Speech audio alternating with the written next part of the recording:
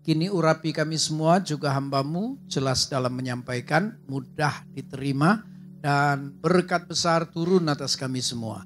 Terima kasih juga untuk otoritas dan wibawa yang Allah telah berikan sebagai perlengkapan. Itu sebabnya kami tidak akan membiarkan ada rintangan dalam bentuk apapun ketika firman disampaikan.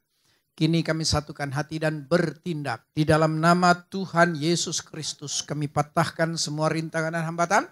Kalaulah masih ada seketika kami perintahkan keluar dalam nama Yesus Kristus. Engkau sudah dikalahkan di kayu salib. Dan kau tidak memiliki sedikit pun bagian di dalamnya. Sama sekali tidak. Ruangan ini pun sudah dipercik dengan darah Yesus. Sudah disucikan, dikuduskan menjadi ruang lawatan, ruang hadirat Tuhan, ruang perjumpaan khusus. Kami dengan Tuhan dan Tuhan dengan kami. Roh Kudus, Engkaulah saja yang kami persilahkan untuk seleluasa mungkin beracara dan menjamah kehidupan setiap kami. Berbicara ya Bapa. Kami siap duduk diam dan mendengarkannya. Dalam nama Tuhan Yesus Kristus kami pun berdoa. Haleluya. Amin. Beri kemuliaan bagi Bapa kita. Haleluya. Glory puji Tuhan. Silahkan duduk, shalom. Senang jumpa lagi pasti karena Tuhan, amin. Baik, diberkati dalam pujian penyembahan saatnya firman Tuhan. Dan firman dewasa muda persis sama dengan firman ibadah raya ketika saya bertugas 2 minggu lalu.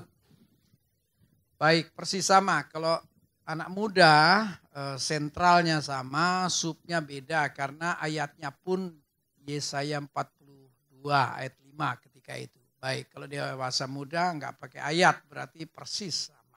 Oke ya Pak Ketua ya. Baik, dalam ibadah raya saya dari 4 hal baru 2 saja.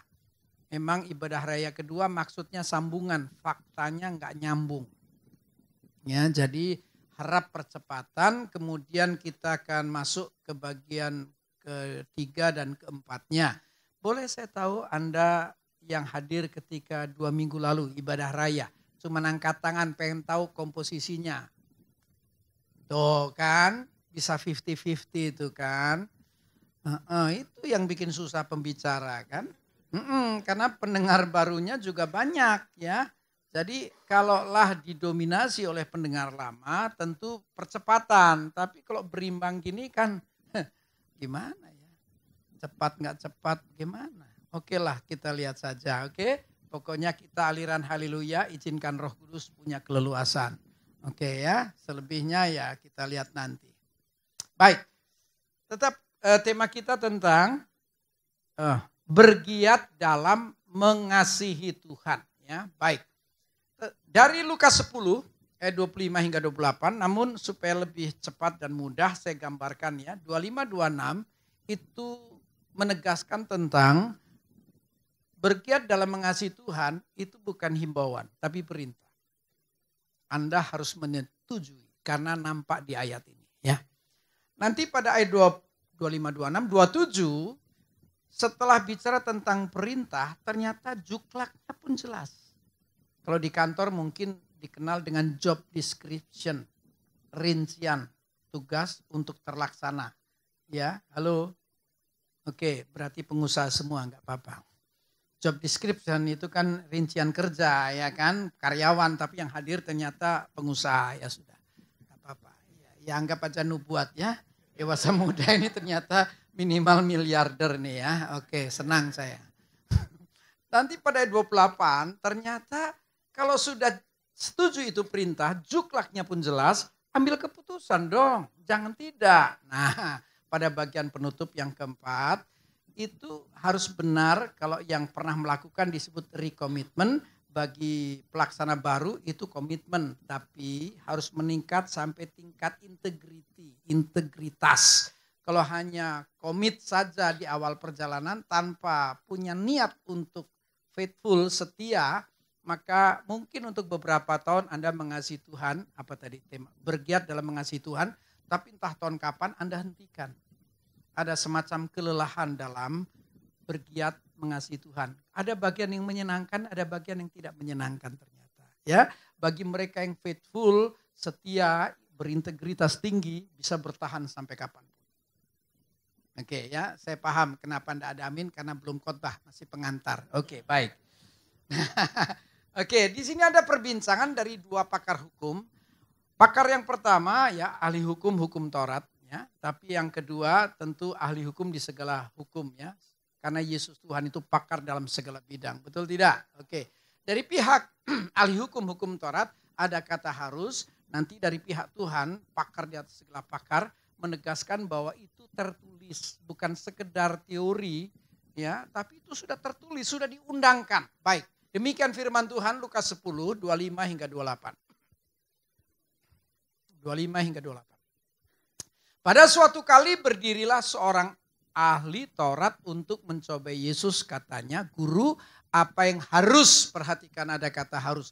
"Harus kuperbuat untuk memperoleh hidup yang kekal?" Jawab Yesus kepadanya, "Apa yang tertulis dalam hukum Taurat? Apa yang kau baca di sana?" Jawab orang itu, "Kasihilah Tuhan Allahmu dengan segenap hatimu, segenap jiwamu, segenap kekuatanmu, segenap akal budimu, dan kasihilah sesamamu manusia seperti dirimu sendiri." Ini kalau ngomong dua sisi memang sebenarnya lebih rinci lagi kalau dibicarakan dua sisi ya. Sisi vertikal dengan Tuhan, sisi horizontal antar sesama. Kata Yesus kepadanya, "Jawabmu itu benar, perbuatlah demikian maka engkau akan hidup." Puji Tuhan. Baik. Saudara-saudara, ini jelas bahwa bicara bergiat dalam mengasihi Tuhan itu perintah. Halo? Dan sudah dituangkan, sudah tertulis, sudah diundangkan, harusnya tidak lagi menjadi sekedar perbincangan atau dipertanyakan. Enggak, harusnya sudah dikerjakan. Harusnya. Halo? Kalau Anda tidak segera setuju bahwa bergiat dalam mengasihi Tuhan ini perintah untuk segera dilaksanakan, Anda akan berhadapan dengan konsekuensi hukum. Ya, perbincangan tentang kasih di Alkitab ternyata ini di perjanjian baru disebut hukum yang ke-11. Di perjanjian lama kan jelas ada 10 hukum, 10 perintah, 10 commandments. Nah di PB muncul hanya satu, tapi sebutan lainnya hukum yang terutama. Kalau bacanya dari Matius Markus dijudulkan hukum yang terutama. Artinya hukum kasih melandasi seluruh hukum yang mendahului. Kalau Anda benar mengasihi Tuhan, maka 10 hukum di perjanjian lama akan dilaksanakan. Karena siapapun yang mengaku sayang, ya di bidang apapun lah, enggak cuma dengan Tuhan lah. Kalau Anda ngaku sayang itu Anda siap mempersembahkan segalanya, kalau perlu nyawa. Oh Yesus buktikan dia mengasihi kita dan sampai tetes darah penghabisan. Dia setia. Halo, oh iya terbukti nantinya tinggal pihak kita. Pihak Tuhan sudah buktikan bahwa dia benar mengasihi kita. Pihak kita, benarkah kita mengasihi Tuhan? Tidak jawab, tidak apa-apa. Tidak apa-apa. Halo, saya coba untuk bersahabat tapi Anda bermusuhan. Ya kan, saya senyum dari tadi kan. Iya, tapi Anda melotot. Gak seimbang ya. Nah, saudara-saudara, kalau benar ini perintah, ayo cepat segera laksanakan. Mari saya berikan ayat penegas. Ya. Dari 2 Yohanes 1 ayat 6, ya, ini semakin jelas bahwa memang bukan himbauan, ini perintah. Dan inilah kasih itu, yaitu bahwa kita harus hidup menurut perintahnya. Dan inilah perintah itu, yaitu bahwa kamu harus hidup di dalam kasih. Halo? Nah, saya ulang ya. Dan inilah kasih itu, yaitu bahwa kita harus hidup menurut perintahnya. Dibalik, inilah perintah itu, yaitu bahwa kamu harus hidup di dalam kasih. Jelas, bergiat dalam mengasihi Tuhan itu bukan himbauan, ini perintah. Dan fatal loh kalau Anda tidak mau bergiat dalam mengasihi Tuhan. Kata telah di pihak Tuhan terlaksana. Pihak kita, Anda berani bilang telah? Sekarang sedang terus berlangsung. Jangan-jangan start pun belum. Padahal ini perintah. Konsekuensi hukumnya adalah Anda kehilangan hidup kekal. Kan yang sedang dipertanyakan tentang kekekalan. Halo? Iya. Anda pikir hanya kekal, hidup kekal yang hilang? Tidak. Hidup kini pun ikut ke bawah-bawah. Karena kalau Anda benar bergiat dalam mengasihi Tuhan, maka Anda sedang menegaskan, Anda sedang memastikan Anda bagian dari kekekalan, bagian dari sorga. Kalau Anda bagian dari sorga bisa dilihat masa kininya. Sama kalau Anda bagian dari neraka juga bisa dilihat masa kininya. Halo? Loh, bahasa saya nih setelah saya renung-renungkan, kalau kita bagian dari sorga, maka hidup di bumi dengan suasana sorgawi. Sorga fisik belum, atmosfernya sudah.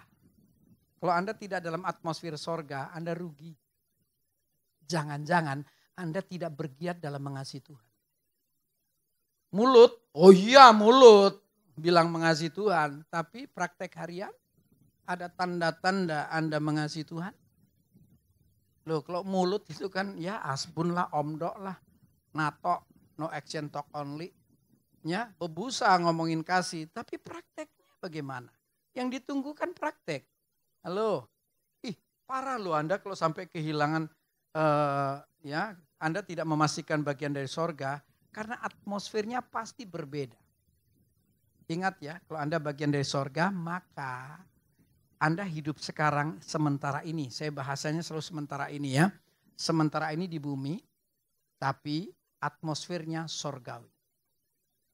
Nah, sebagian bilang amin, berarti udah ngicipin ya. Yang gak bilang amin masih mereka-reka. Ya, perjalanan Anda kelihatannya padang gurun. Kering kerontang. Loh beda loh, orang kalau hidup dalam kasih, beda loh. Betul tidak? Oke, sama halnya ini kan sebagian anak muda ya. Anak muda kan saya suka bilang sama anak muda. Anak muda kalau mau tahu sesekali boleh ketemu om. Kalau dalam bentuk khotbah kan saya suka bilang. Saya pendeta yang bisa tahu masa depan setiap pribadi. Yang mau tahu ketemu om ya nanti. Benar itu. Sebagian pengen tahu ya. Om liatin saya. Liatin kamu. Om bilang bisa tahu masa depan saya. Oke. Jadi kamu mau tahu masa depanmu? Lihat masa kinimu dan kelihatan masa depanmu. Kalau kamu lamban, kamu pemalas, kamu tidak menghormati kesempatan, tidak menghormati peran Tuhan, sesuram itu masa kini, sesuram itu masa depan. Kalau kamu gesit, rajin, menghargai setiap kesempatan dan melibatkan Tuhan dalam segala perkara, secerah masa kini, secerah itu masa depan. Lalu sebagian Kristen lambat dan cenderung wasting time. Tapi ini dewasa muda ya, lebih dewasa daripada anak muda ya. Oke, pasti lebih baik dong. Enggak amin, mirip. Ya kan, wasting time ya, suka buang-buang waktu. Itu waktu berharga banget loh. Mari diisi sebaik mungkin. Dan akan semakin berkualitas kalau dalam kehidupan kita menjalani hidup ini, di dalamnya ada pembuktian bahwa kita benar mengasihi Tuhan. Ya, jangan sampai kehilangan. Nah, saudara-saudara, jadi inilah perintah Tuhan. Amin. Ya, segitu aja lah, padahal uraiannya lebih panjang ya. Selebihnya minta tolong Roh Kudus. Pada ayat yang ke 25, 26, 27. Ini saya anggap juklak, petunjuk pelaksanaan. Kalau sudah setuju memang ini perintah, bagaimana cara melakukannya? Di sini dikasih petunjuk 4 tadi, serba segenap. Yang pertama segenap hati. Apa sih segenap hati? Segenap hati itu bicara bukan hati organ, itu anatomi. Ya, hati bicara mendapatkan tempat di hati. Halo? Atau ada suatu tempat di hati. Ya, kan kalau tokoh yang terkenal yang sering kali muncul sebagai proyek percontohan Daud. Daud itu ada di hati Tuhan. Berarti dia mendapatkan tempat di hatinya Tuhan. Itu menjadi cita-cita saya loh. Saya kepengen menemukan fakta satu ketika. Saya tidak hanya seorang yang melekat pada Tuhan, tapi saya bisa seperti Daud ada di hati Tuhan. Karena ada ayatnya. Halo? Tidakkah Anda rindu? Kalau Anda ada di hati seseorang, Anda bakal sering diingat atau diabaikan. Apalagi Tuhan pemilik segalanya. Kalau kita bisa ada di hati Tuhan. Iya kan? Ibadah kan dalam rangka mendekatkan diri kepada Tuhan, tapi targetnya melekat. Seperti lagu sekolah minggu, Yesus pokok kita carang. Takutnya Anda ratusan kali, ribuan kali beribadah, tapi tidak kunjung mengalami perjumpaan secara pribadi dengan Tuhan. Harapan melekat nggak akan. Anda hanya terus ibadah itu dalam rangka mendekatkan diri, tapi nggak pernah ketemu. Loh, Tuhan hadir loh ibadah. Mari punya harapan selalu menjadi umat yang dilawat. Kalau sampai gagal, umat yang dilewat. Anda nggak pernah mengalami perjumpaan dengan Tuhan, jadi kesempatan untuk melekat itu nggak ada. Kristen bakal mengalami terobosan dalam hidup setelah dia punya pengalaman jumpa secara pribadi dengan Tuhan. Halo, itu dia. Nah, segenap hati pastikan mari bahwa ruangan di dalam diri kita, memang ada satu tempat di dalam hati kita, tidak hanya bisa diisi oleh kasih agape, kasih Allah. Harusnya hanya Tuhan yang ada di sana untuk mengisinya. Halo, harap. Oke, Anda sadar nggak ada di dalam diri kita, di hati kita, satu ruangan yang hanya bisa diisi oleh kasih Allah. Sudah diisi? Kan enggak jawab ya. Tolong kalau ditanya jawab. Ya kan? Iya kan? Anda kalau ditanya kelihatannya malah kembaliin ke saya. Bapak pembicara, jangan tanya melulu, ngomong. Oke, saya akan ngomong terus, tapi kan mari kita bersahabat, kenapa sih? Iya kan? Iya kan? Ketemu dewasa muda kan udah berapa kali? Ketiga kali ya? Atau kedua? Ya sudahlah, cuek ya. Nah, saudara-saudara, ayo pastikan bahwa Tuhan satu-satunya yang mengisi. Jangan ada pihak lain. Ya, kata segenap itu kan hal keseluruhan, segenap hati. Jangan sebagian dari hati atau separuh hati gitu ya. Harus seluruh bagian dari hati kita diisi oleh Tuhan. Sebab kalau sampai lebih dari Tuhan berarti bisa Tuhan, bisa hantu, bisa berhala. Pastikan bagian tersebut. Ya, orang-orang yang benar mengasihi Tuhan dengan segenap hati, cara beribadahnya berkualitas tinggi. Memuji dari hatimu. Halo?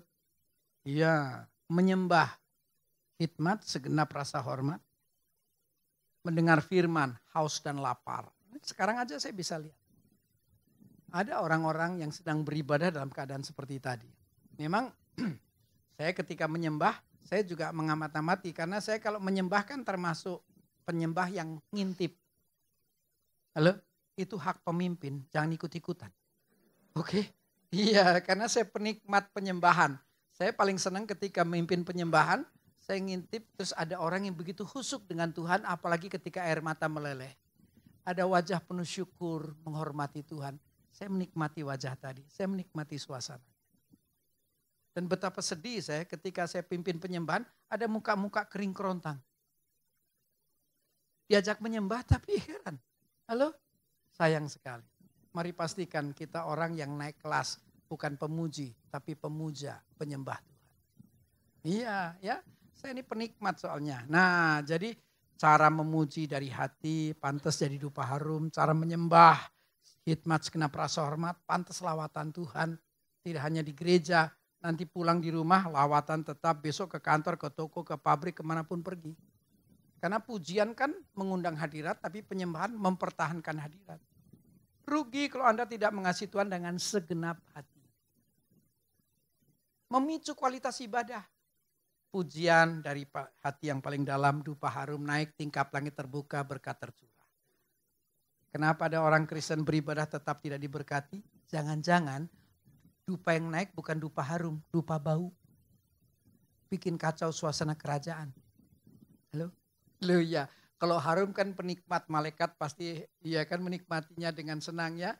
Kalau dupa bau, kiriman siapa sih Alyong kah?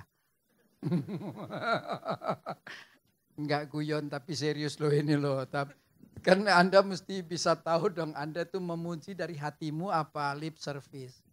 Kadang mulut memuji tidak dengan hatinya. Iya, saya kan termasuk worship leader generasi 1. Ya ini kan tahun ke-36 saya jadi hamba Allah. Ya, awal-awal saya memang nggak laku khotbah, lakunya inner healing dan deliverance. Saya 7 tahun pertama tuh dukun Kristen. Ya, lakunya pelayanan pemulihan. Undangan khotbah nyaris 0, tapi undangan perang gencar. No deliverance, pelayanan pelepasan. bersihkan rumah angker, bersihkan pabrik angker, orang kesurupan itu 7 tahun pertama ya. Jadi suasana-suasana menyembah, beribadah dengan berkualitas tinggi itu syarat. Sebab kalau kita tidak sungguh melekat, habis kita. Iya, serangan balik bisa bikin terbalik. Tapi kalau kita orang yang melekat pada Tuhan, covering Tuhan hebat. Hanya orang yang benar mengasihi Tuhan yang bisa melakukan itu. Ya toh? Nah, jadi mari pastikanlah bahwa kita orang yang mengasihi Tuhan dengan segenap hati. Halo? Oke, rindukan pujian kita memicu tingkap langit terbuka. Rindukan penyembahan kita membuat Tuhan yang sudah hadir dalam ibadah nanti tetap hadir ketika sampai rumah. Kan rugi, di sini lawatan Tuhan, hadirat Tuhan. Sorga turun sampai rumah neraka. Mungkinkah? Mungkin di sini haleluya, sampai rumah halilintar. Cuman salah ngomong aja meledak. Halo? Padahal di sini ramah. Shalom, puji Tuhan, glory, haleluya, baik-baik sampai rumah. Apa? Hah? Tegangan tinggi kayak Don King. Heran ya, kalau Anda tertawa ya, padahal saya tidak lucu. Kalau Anda tetap tertawa, saya curiga memang Anda pelakunya. Rohani di sini, rohana di rumah ya. Mari tetap kita mengasihi Tuhan dengan segenap hati agar seluruh suasana kehidupan indah. Amin. Oke, yang kedua, segenap jiwa. Jiwa kan bicara pikiran, perasaan, kehendak. Kalau di hati kita hanya Yesus yang kita sayang, jiwa terpengaruh. Pikiran, ingat Tuhan. Dalam hal apa sih ingat Tuhan? Ada banyak aktivitas yang selalu ada semacam mempertanyakan. Ketika aku bertindak, sesuai enggak sih dengan hukum Tuhan? Sesuai apa tidak dengan kehendak Tuhan? Pikiran itu muncul. Halo, saya laksanakan misi terakhir 543. Satu ketika ada misi yang membuat saya shock. Karena terjadi sesuatu yang mengejutkan. Ketika saya bertanya ke Roh Kudus, kok ini terjadi? Roh Kudus cuma bilang, emang mauku? Padahal misi itu kan indah. Halo, eklesia, kita gereja, tidak hanya pesta lawatan dalam gereja Tuhan. Tapi eklesia diutus pergi untuk memenangkan jiwa. Jangan terus pesta lawatan di dalam, mari bergerak. Halo, padi telah menguning. Nggak merasa ya, Anda memang selamat untuk dirimu sendiri. Kita diselamatkan untuk menyelamatkan. Betul tidak? Untuk jadi tangan sang penyelamat. Makanya disebut eklesia. Nah, kenapa saya laksanakan misi? Karena memang ini bentuk pelayanan yang akan merampas jiwa bagi Tuhan. Itu dia. Nah, jadi mari pastikan apa saja itu diselaraskan. Jadi akhirnya nanti saya memastikan misi apapun berdasar perintah. Agar tidak ada kesalahan. Kalau mau bertindak, ini kehendak Tuhankah? Tuhan berkenankah? Kalau confirm, terlaksana. Apalagi kalau perintah tiba-tiba muncul, langsung, gak pakai penundaan, tetap dilaksanakan. Padahal dalam misi yang jumlahnya 500 lebih, 10 kali hampir mati. Tapi tetap dilaksanakan. Halo, siapa tahu ada yang mau ikut? Nanti, kalau Sabtu ini saya ke Kalimantan Tengah, tapi Seninnya akan tembus ke perbatasan Malaysia, Sabah. Gak ada yang mau, gak apa-apa. Gak apa-apa ya. Kelihatannya Anda nyaman ya, pesta lawatan terus ya. Untuk diutus pergi mah entah ya. Itu dia. Sebutannya sih eklesia, tapi tidak mau diutus pergi ya, heran. Ya, halo. Paling-paling doanya, inilah aku, utuslah dia. Pakai nangis lagi gayanya mau diutus. Ya, toh? Nah, saudara-saudara, jadi pikiran selaraskah dengan perintah, perasaan ada sebuah dambaan ingin selalu berjalan bersama Tuhan dalam lawatan. Kehendak proses pengambilan keputusan mengarah pada kemaksimalan, ingin hidup berkenan menyenangkan hati Tuhan. Petunjuk yang kedua, kalau benar Anda hidup atau bergiat dalam kasih. Ya, segenap hati, ini petunjuk satu. Yang kedua, segenap jiwa. Pastikan tiga hal ini terpengaruh. Pikiranku, aku tidak akan asal-asalan dalam studi, dalam karir, dalam bisnis, dalam pelayanan. Selalu ada masa di mana aku bertanya, ini kehendak Tuhan bukan? melanggar apa tidak? Halo, pikiran, perasaan, ingin selalu berjalan bersama Tuhan, hadirat, lawatan. Nggak akan mengandalkan kuat gagah manusia, kecuali mengandalkan Tuhan. Halo, oke, yang ketiga, semua proses pengambilan keputusan menuju nggak ke maksimalan agar Tuhan, agar semuanya berkenan kepada Tuhan. Ya, yang ketiga, tentang segenap kekuatan. Segenap kekuatan ini tidak hanya tenaga, tapi keteguhan hati.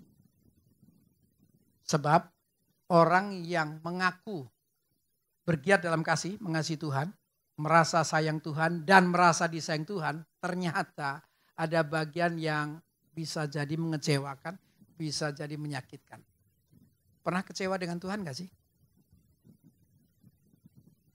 Yang paling senior yang aku ya, yang lain gak pernah ya, selalu puas dengan Tuhan ya. Heran ya, kok kenapa pemimpin jadi kurang rohani? Padahal catatan saya juga banyak loh, saya sempat merintih-rintih dalam Tuhan. Sungguh, saya shock ternyata. Satu ketika terkejut, ada bagian-bagian yang aku shock, kecewa. Aku satu ketika juga terluka. Padahal aku merasa aku sudah mengasihi Tuhan dan aku merasa aku disayang Tuhan. Tapi ada izin Tuhan, ada bagian yang kelihatannya uji iman buat saya. Makanya kan firman berkata, jangan hanya terima baiknya saja dari Tuhan, yang gak baik pun kita mau terima. Rindu sukses, izin gagal, terima. Ada maksud Tuhan selalu kok. Halo? Iya, rindu kantong tebal fakta kempes. Batak bilang nah dong hepeng gak ada duitnya. Iya, tetap kita gak ada uang pun tetap senyum. Sampai susah dibedakan. Mana ada uang, mana tidak ada uang. Halo? Iya, bersama Tuhan happy. Halo? Mau dibikin sukses happy, dibikin gagal tetap happy. Sampai orang bilang, gak aneh Pak. Aneh apanya? Lah Bapak kan mestinya happy kalau sukses. Gagal kok bisa happy? Iyalah. Izin gagal yang menyakitkan, selalu ada mutiara kehidupan. Hanya tunggu saja waktu Tuhan. Ngertinya tuh berjalannya waktu. Baru kita, tapi kalau sudah berulang kali terjadi, kita nggak nunggu berjalannya waktu. Pokoknya Allah terlibat dalam segala perkara untuk mendatangkan kebaikan bagi umat yang mengasihi, yang aktif dalam kasihnya. Halo? Iya, pastilah yang terbaik itu kita sadari. Amin. Oke, jadi ini dia segenap kekuatan, segenap akal budi, akal yang berbudi, budi luhur, budi pekerti, berarti tentang akal sehat, tentang segalanya proses pengenalan itu tercapai. Ya, kalau kita kenal siapapun, maka ini menjadi landasan dari semua tindakan. Halo, amin? Itu sudah lewat. Kita masuk bagian yang ketiga. Ya, halo. Sorry kalau ada yang masih tetap bingung, tapi memang itulah caranya. Oke? Halo, ada rekaman gak sih? Ada, ambil aja rekamannya, saudara-saudara ya. Oke, baik. Kita yang ketiga sekarang ya. Yang ketiga 28 kan bilang begini, kata Yesus kepadanya, jawabmu itu benar ya. Seringkali kan kita di mulut benar. Tapi Tuhan mau antara apa yang kita katakan di mulut benar, dalam perbuatan juga benar. Ada ungkapan, ya ada pernah bilang ke saya, Pak Kris, mulut sama hati jarak sejengkal, tapi praktek harian kayak bumi dan langit Pak. Halo, Tuhan bilang jawabmu tuh benar. Oke, kamu udah bisa jawab dengan benar, tapi bagaimana perbuatanmu? Kan kita bicara aktif dalam mengasihi Tuhan.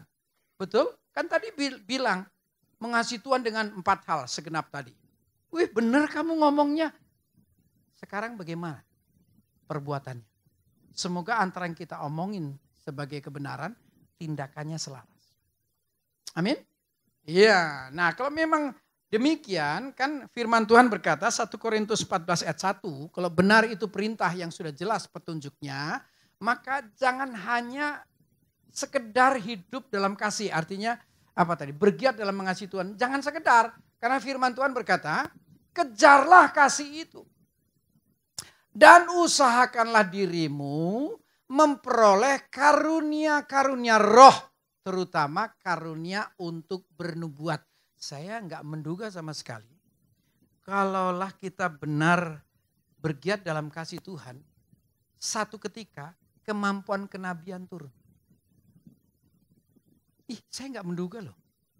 Gara-gara merenungkan tema ini, sampailah di ayat 1 Korintus 14, ketika kita memutuskan untuk benar bergiat dalam kasih, jangan berlambat-lambat.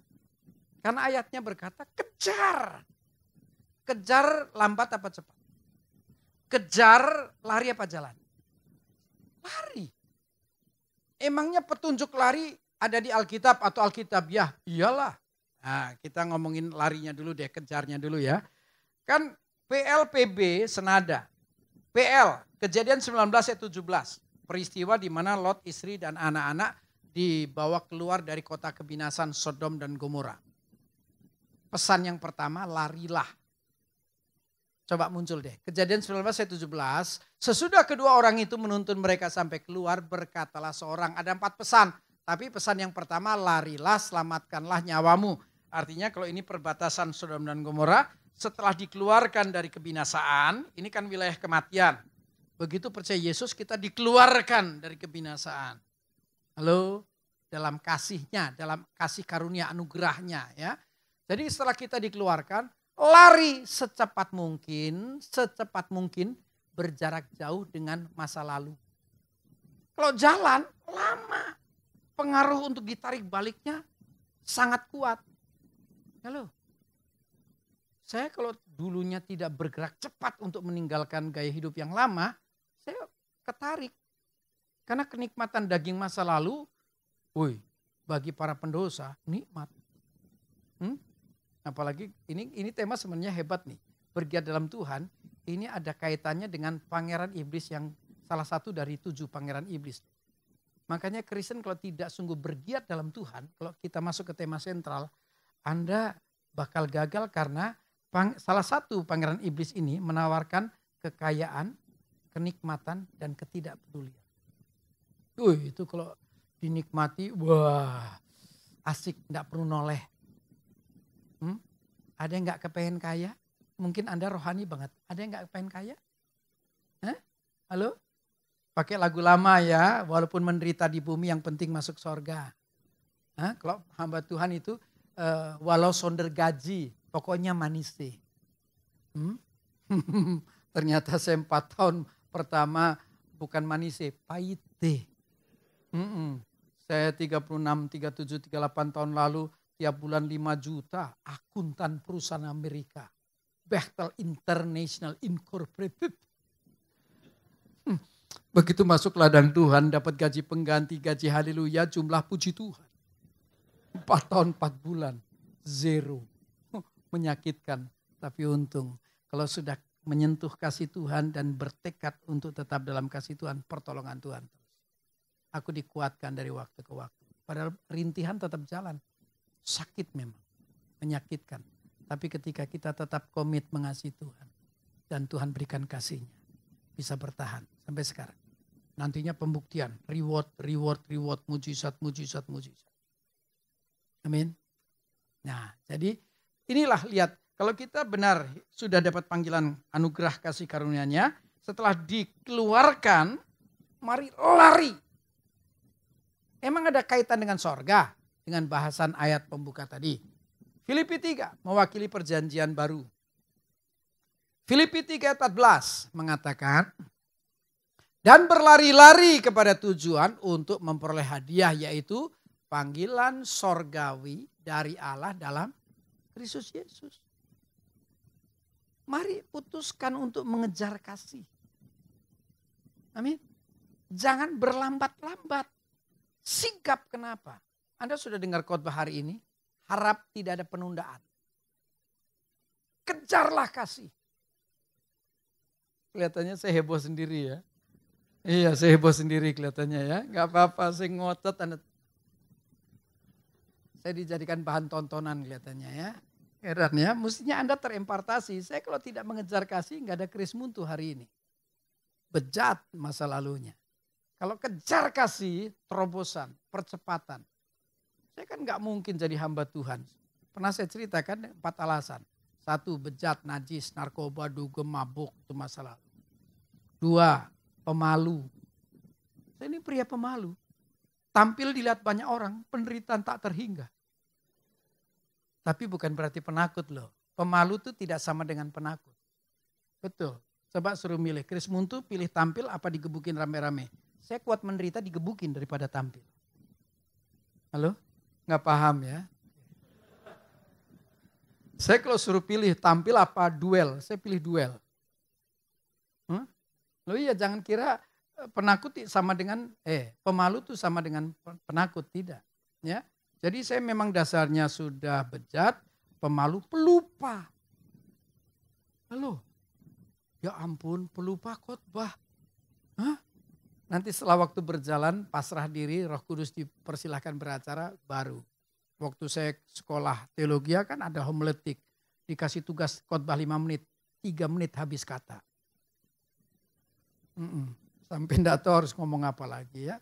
Tapi nanti belajar untuk pasrah, silahkan Roh Kudus beracara. Nah ternyata anugerahnya kerja. Halo? Sudah bejat, pemalu, pelupa, Adidas, IQ di bawah dasar. Kan saya pernah cerita rasanya ya, SD saya naik percobaan 3 kali. Pernah cerita kan? Halo? Oh baguslah, jadi saya cerita. Iya, SD itu kelas 1, saya aslinya nggak naik. Ibu wali kelas lapor kepala sekolah. Bu, Chris nggak naik. Kepala sekolah jawab, dulu kan ada namanya naik percobaan. Coba sebulan kalau bisa ikut, biar dia naik, kalau enggak bisa ikut, turunkan lagi. Ya, jadi saya dilaporkan wali kelas ke ibu kepala. Bu, Chris enggak naik. Ibu kepala komen, coba sebulan, ya, naik percobaan. Sebenarnya saya enggak bisa ngikutin, tapi karena ibu wali enggak berani lapor lagi, dibablasin. Kelas 2 lapor lagi, Bu, Chris enggak naik. Bu, ibu kepala sekolah komentar, coba dulu sebulan. Sebenarnya saya nggak bisa ngikutin, tapi nggak berani lapor, bablas lagi. Kelas 3 lapor lagi, Bu, Chris nggak naik. Bu kepala sekolah bilang coba dulu sebulan. 3 tahun saya naik percobaan, aslinya nggak bisa ikut tapi naik terus. Kenapa? Kepala sekolah tante saya. Ini true story kok, ini true story. Saya naik percobaan itu 3 kali. Halo, itu dia. Nanti saya di SMA Bruderan, zaman itu sekolah Katolik hebat-hebat kurikulumnya. Seringkali lulus ujian nasional 100%. Saya mendaftarkan ke sekolah Katolik. Wih, saya ranking 1 dari bawah. Dan asal terima rapot saya berdebar. Tapi untung rapot berikut saya ranking 2. Yang gak naik ranking 1. Nanti naik lagi rapot pertama ranking 1 dari bawah. Iya toh? Begitu dapat rapot lagi saya ranking 2. Yang jadi korban ranking 1. Lolos terus saya. Begini kok jadi pendeta toh? Heran. Anugerah. Gak paham, baru sadar ya pendeta goblok diundang.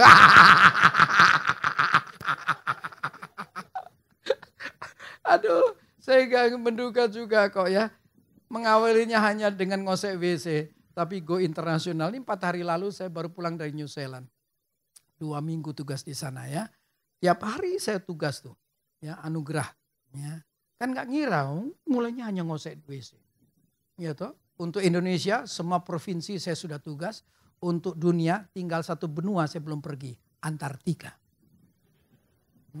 Kalau nanti ada undangan ke wilayah Antartika, daerah kutub berarti sah. Seluruh Indonesia, setiap provinsi saya sudah bertugas untuk dunia. Saya tunggu benua yang terakhir. Lalu, padahal hanya dengan ngosek WC awalnya. Tapi siapapun yang mengasihi Tuhan, anugerah, kasih karunia akan terus bekerja. Buktikan Anda mengasihi Tuhan. Amin. Ini dia loh, kalau Anda benar sikap berlari untuk mengejar kasih, maka kemampuan kenabian, nubuat. Guna apa sih?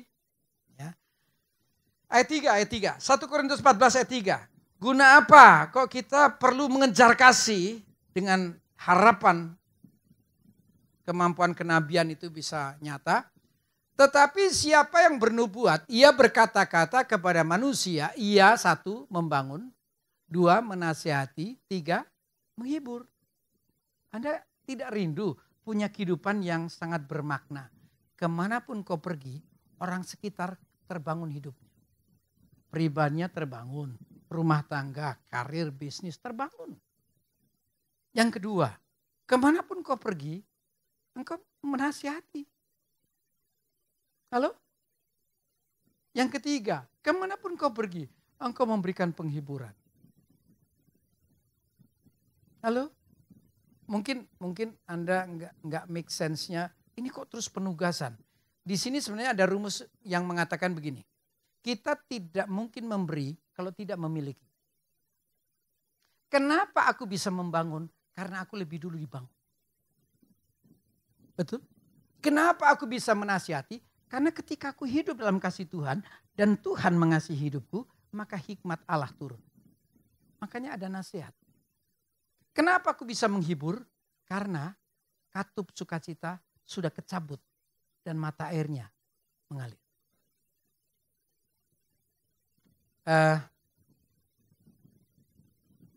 Gaya khotbah saya pernah kena koreksi ketika saya masih ngajar di beberapa sekolah teologi. Saya sempat jadi dosen terbang untuk di Semarang dan di Surabaya.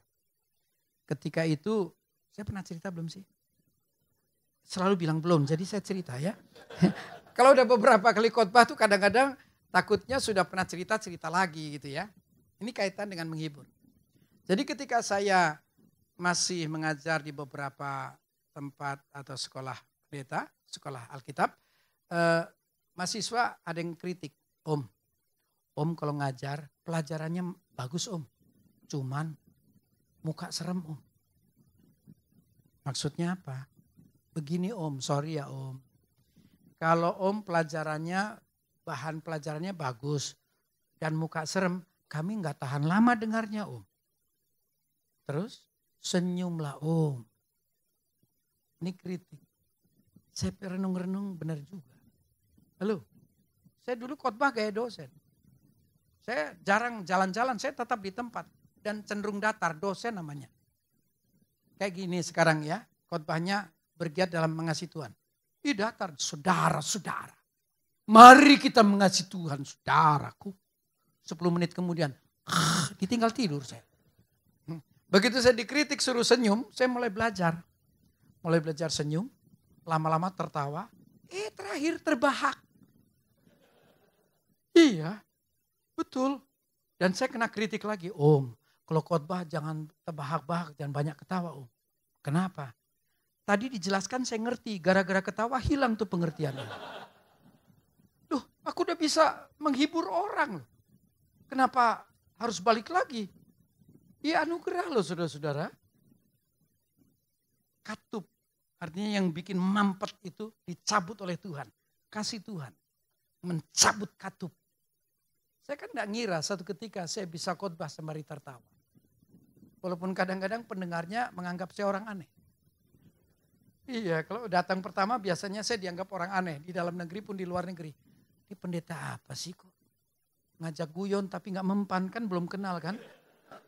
Iya kan? Ya saya tetap antep aja. Walaupun saya pakai beberapa cara tetap gak mau tertawa. Saya bilang tunggu nanti pasti lucu. Tunggu. Saya antepin aja. Lama-lama nyengir dikit, lama-lama ketawa. Loh, gak gampang loh kalau khotbah di kalangan Protestan misalnya. Ini kan kelompok haleluya, lebih hidup. Iya kan? Loh saya udah KKR di GKJ, GKI, Katolik juga ya, tapi dalam bentuk retreat ya. Terus HKBP. Udah cerita kan saya, udah khotbah di 4 HKBP. Oh bagus ya, jadi saya bisa cerita terus ya. Loh iya, saya udah khotbah di HKB Sutoyo, Setiabudi, Hang Lekir, dan HKBP Tibet. Saya ditelepon, Pak, kami dari HKBP Tibet, Pak. HKBP Tibet? Yang di Cina itu? HKBP Tibet, Pak. Oh iya, yang ketuanya Dalai Lama kan? Iya, maksud saya kalau Tibet yang di Cina itu pasti kan China Airlines, PP. Pak Batak. Oh kalau Batak Tebet. Nggak mungkin China Airlines pakai bajai. Saya ini bisa mati kaku. Yang di Tebet aja ya, saya diwanti begini. Waktu saya khotbah di sana. Pak Pendeta, kami tahu Bapak dari gereja Haleluya. Lalu, begini Pak. Pendeta kami nggak ada yang keluar dari mimbar. Tolong Pak. Jadi Bapak nanti kalau khotbah, jangan keluar dari mimbar. Saya hampir mati kaku, saudaraku. Ya, kan di atas sana ya. Jadi saya 10 menit sebelum mati kaku, saya langgar. Saya turun bahkan ke bawah sini. Saya ajak ngobrol jemaatnya. Yang kasih perintah melotot. Daripada aku mati kaku. Iya kan? Iya. Begitupun di Hang Lekir. Saya dijatah khotbah 20 menit. Negosiasi berat. Akhirnya kan waktu ditanya. Tolong Pak, liturgi ini rundown-nya Pak. Bapak khotbah 20 menit. Tolong sesuai dengan menit-menitnya Pak. Hah? Kenapa Pak? Khotbah saya berapa? 20 menit. 20 menit. Kenapa memang? Kok dikit? Bapak maunya berapa? 60 menit lah. Seluruhnya aja 60 menit. Bagaimana Bapak mau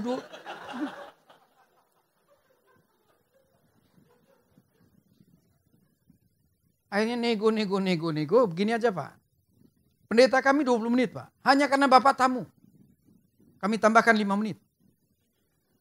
Jadi 25. 25. Jadi apa khotbah 25 ini? Ya sudah. Anda tahu nantinya. Saya khotbah 62 menit. Begitu kan biasa. Kalau di sana kan ada ruangan di sana kan. Sebelum ibadah itu nanti kami keluarnya satu-satu tuh baris. Oh iya, saya aja sempat rebutan Alkitab. Alkitab saya diambil. Loh, tarik-tarikan. Nanti Pak, nanti waktu Bapak mau khotbah kita maju ke depan serah terima. Saya mewakili jemaat seperti mau bilang tolong khotbahkan ke kami. Karena nggak ngomong tarik-tarikan. Dah saya bawa sendiri, nggak bisa Pak, tarik. Baru dijelaskan, nanti saya serahkan waktu Bapak mau khotbah. Ngomong dari awal jadi nggak rebutan kita. Aduh, ya kan. Nantinya waktu masuk lagi ke ruangan sebelah. Macam mana pendeta ini? Tadi kan kita sudah janjian 25 menit. Ternyata terakhir kami lihat 62 menit. Dan bisa-bisanya Bapak bikin kami terlena. Kami dibikin ketawa sampai lupa itu waktunya sudah. Ternyata 14 dia baru sadar setelah selesai. 62 menit.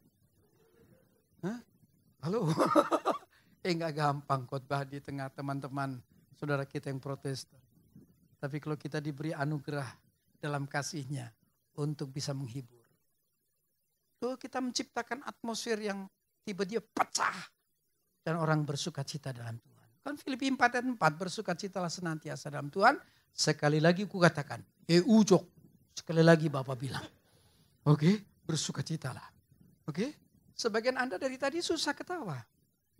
Di ruangan Tuhan hadir saja susah ketawa. Apalagi di luar sana, tambah susah ketawa. Mari kita pastikan kita orang yang mengejar kasih. Bukan saya ngomong loh, Alkitab yang bilang kalau kita kejar kasih, maka kemampuan kenabian dalam bentuk nubuat itu bisa turun. Apa tanda? Kemanapun kita pergi, kita bisa membangun orang sekitar. Kemanapun kita pergi, nasihat bisa diberikan. Kemanapun kita pergi, kita bisa hibur orang-orang sekitar kita. Itu sebuah kehidupan yang menarik. Apa itu? Oke, enggak, siapa tahu kode bahwa waktuku habis. Ya kan? Kadang-kadang di gereja manapun kan ada trik. Trik 1 gagal, trik 2, trik 2 gagal, trik 3 ya kan? Iya, iya. Enggak apa-apa, saya udah biasa kok itu ya. Iya, iya. Oke, mau ngomong apa tadi? Lupa tadi. Apa? Ya sudahlah, kenabian kan dari tadi.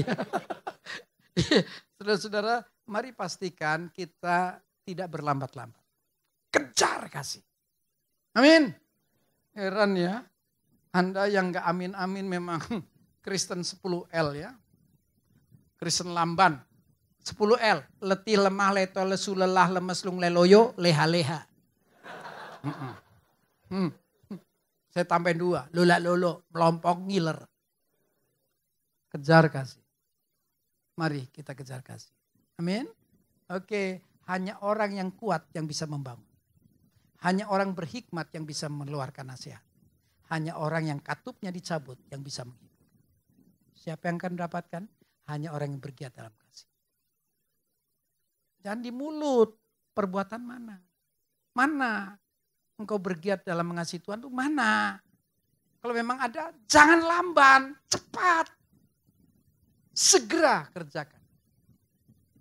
Amin. Nah, kalau Anda segera itu konsekuen. Kalau Anda berlambat-lambat, kesuwen. Kalau segera laksanakan, berarti Anda konsekuen. Tapi kalau berlambat-lambat, kesuwen.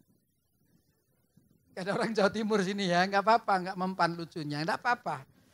Iya kan? Halo, Bapak ikut bingung ya? Iya. Ada orang Jawa Timur sini ya? Hah? Nggak tahu ya, nggak apa-apa. Nanti saya ganti bahasa Mandarin ya. Nah baik, poin 4. Nah, poin 4 ini tentang bagaimana kita membuat keputusan itu berlanjut seumur kehidupan. Halo? Amin? Iya. 1 Yohanes 4 ayat 16 hingga 19. 1 Yohanes 4 ayat 16 hingga 19. Kita telah mengenal dan telah percaya akan kasih Allah kepada kita. Allah adalah kasih. Barang siapa, perhatikan. Kenapa ini kaitannya tentang integrity. Barang siapa, berarti enggak semua. Barang siapa? Barang siapa tetap berada di dalam kasih. Ia tetap berada di dalam Allah. Halo. Kita harus tetap berada. Bergiat dalam mengasihi Tuhan itu jangan sampai anggot-anggotan. Kita harus tetap. Barang siapa tetap berada apa? Di dalam kasih. Ya. Ia itu tetap berada di dalam Allah. Akibatnya Allah di dalam dia. Ada anugerah yang bekerja. Halo? Ulang ya. Kita telah mengenal dan telah percaya akan kasih Allah. Anda percaya kasih Tuhan? Yang sudah terbukti nanti Paskah akan dikhotbahkan lagi itu. Betapa kasihnya begitu hebat ya atas hidup kita. Allah adalah kasih. Barang siapa, semoga Anda orang. Barang siapa apa? Tetap berada di dalam kasih. Aku nih orang yang bergiat dalam kasih itu bukan untuk setahun 2 tahun. Aku nih tetap berada dalam kasih. Halo? Ia tetap berada dalam Allah karena Allah itu kasih. Dan Allah di dalam dia. Artinya orang yang bergiat dalam kasih akan mengalami proses menyatunya kemanusiaan dengan keilahian. Kata di dalam itu menyatunya kemanusiaan kita yang gak ada apa-apanya. Kenapa tiba-tiba menjadi hebat? Karena ada kuasa supranatural. Ada kuasa Allah yang tiba-tiba hadir melawat. Hanya orang yang bergiat dalam kasih. Halo? Perlu dibaca lagi? Enggak lah ya. Enggak ya, kalau baca lagi lelet. Tapi kalau dibaca tetap enggak paham, ya bukan lelet ya. Adidas ya, kayak saya ya. Nah, jadi ini indahnya kalau kita tetap berada. Jadi cara mengaktifkan diri mengasihi Tuhan itu tetap berada, terus continue dari waktu ke waktu. Ya, 17, bablasin aja ya. Dalam hal inilah kasih Allah sempurna di dalam kita. Yaitu kalau kita mempunyai keberanian percaya pada hari penghakiman, karena sama seperti dia kita juga ada di dalam dunia ini. 18. Di dalam kasih tidak ada ketakutan. Kasih yang sempurna melenyapkan ketakutan. Sebab ketakutan mengandung hukuman. Dan barang siapa takut, ia tidak sempurna di dalam kasih. Loh, orang kalau benar hidup dalam kasih, Ini kan hukum yang ke-11. Tadi pendahuluan. Kalau kita benar mengasihi, maka segalanya siap dipersembahkan. Pakai ilustrasi khotbah minggu. Udah menikah? Sudah ya.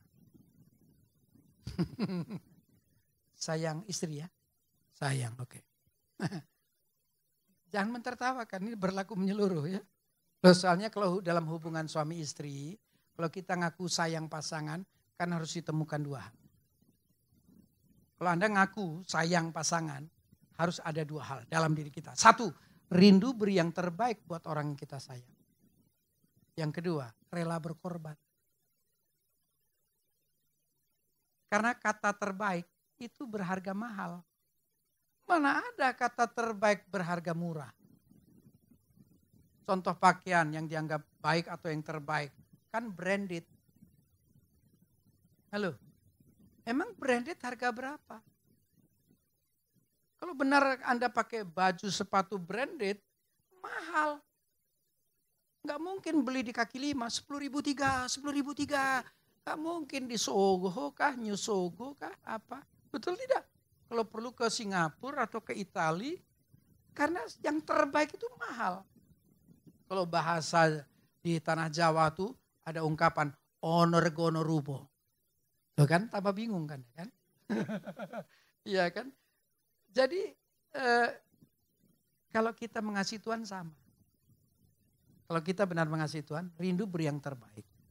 Dan yang kedua, rela berkorban. Saya punya hak mengatakannya. Di pelayanan hampir mati 10 kali kok. Saya punya hak untuk mengatakan karena saya sudah membuktikan bahwa sampai hari ini aku tidak akan mundur. Halo? Dan sudah kutekadkan, aku tidak kenal pensiun. Adik-adikku yang di Protestan sebagian udah pensiun. Kan kami 10 bersaudara, nantinya 7 melayani di berbagai organisasi.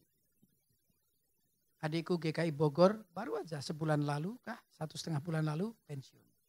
Ya, ada adikku lagi di GKJ, ada adikku di Binjai HKBP. Gara-gara dia kawin sama Boru Tobing, dia dikasih marga Huta Barat. Iya kan? Iya. Ada yang jadi kami 7, tapi beberapa ada yang haleluya, ada yang di di Protestan. Kalau yang di Protestan kan dapat fasilitas segalanya. Apalagi yang di GKI, wow, housingnya dapat. Ini ada pensiun langsung dapat rumah besar. Ya, nantinya anak-anak sekolah, kesehatan segalanya. Kalau yang haleluya, halo, kalau dalam kepegawaian tuh, kalau yang dapat gaji itu pegawai negeri, kalau saya wira swasta. Gitu. Ya, kalau buktikan mengasihi Tuhan dan berani radikal dalam Tuhan, nanti sampai di kairos Tuhan, hukum kemuliaannya jalan. Ya, jadi tidak harapkan apa-apa kecuali harap Tuhan. Hanya yang benar mengasihi Tuhan yang bisa bertahan. Ada banyak hal yang pahit, tapi harus kita katakan tetap baik, Tuhan baik. Dan nanti terbukti kasih Tuhan memang dengan rancangan yang terbaik. Amin. Oke, ya. Jadi kalau Anda benar hidup dalam kasih, Anda gak takut. Gak takut. Karena siap mempersembahkan segalanya. Ini kan tadi ayat 17-nya kan sudah. Coba balik ke 17 tadi. Dalam hal inilah kasih Allah sempurna dalam kita, yaitu kalau kita mempunyai keberanian percaya pada hari penghakiman, mana ada kegentaran kalau Anda hidup dalam kasih. Kenapa? Hukum lain juga dipersembahkan. Anda tidak gentar. Amin. Siapa yang bakal gentar? Bagi orang yang tidak mengasihi Tuhan karena komitmen untuk melaksanakan perintah. Nyaris tidak ada. Ya, lanjut ke 18 lagi. 18. Di dalam kasih tidak ada ketakutan. Kasih yang sempurna melenyapkan ketakutan. Sebab ketakutan mengandung hukuman. Barang siapa takut, ia tidak sempurna di dalam kasih. 19. Kita mengasihi karena Allah lebih dahulu mengasihi kita. Karena kita sudah dijadikan target kasih, maka kita menjadikan orang lain target kasih. Halo, kita disayang untuk menyayang. Kita diberkati untuk memberkati. Dan seterusnya. Amin. Kenapa kita harus bergiat dalam kasih? Karena kita sudah dijadikan target kasih oleh Bapa kita. Utusan kasih sayang. Amin. Mari kita bergiat dalam kasih Tuhan. Tuhan berkati. Haleluya. Terima kasih buat kebenaran firman-Mu Bapa. Kami boleh mendengar, kami bersuka cita saat ini. Kami boleh dikuatkan untuk menjalani hidup kami sepanjang hari-hari kami Tuhan. Ajar kami Tuhan bukan hanya mendengar dan berkata-kata, tapi membuat sebuah keputusan untuk menjadi pelaku firman Tuhan. Bila firman-Mu termeter dalam hidup kami menjadi rema, supaya setiap hari kami boleh mengingat kebenaran firman-Mu dalam hidup kami. Dan kami akan semakin dikuatkan ketika kami mengingat akan kebenaran firman-Mu. Kami berdoa bersama-sama bersatu hati buat hamba-Mu yang sedang menyampaikan kebenaran firman Tuhan. Buat pendeta Kristus Tuhan. Berkati hamba-Mu dalam pelayanannya dimanapun hamba-Mu berada supaya menjadi berkat. Dan nama-Mu dipermuliakan lewat kehidupan hamba-Mu. Berkati pelayanannya, berkati keluarganya, berkati apa yang menjadi pekerjaannya Tuhan. Kiranya Engkau memberkati dengan berlimpah. Terima kasih Yesus, kami akan meneruskan acara ibadah kami saat malam ini. Mengucap syukur, menerima firman-Mu di dalam nama Tuhan kami Yesus Kristus. Kami bersyukur.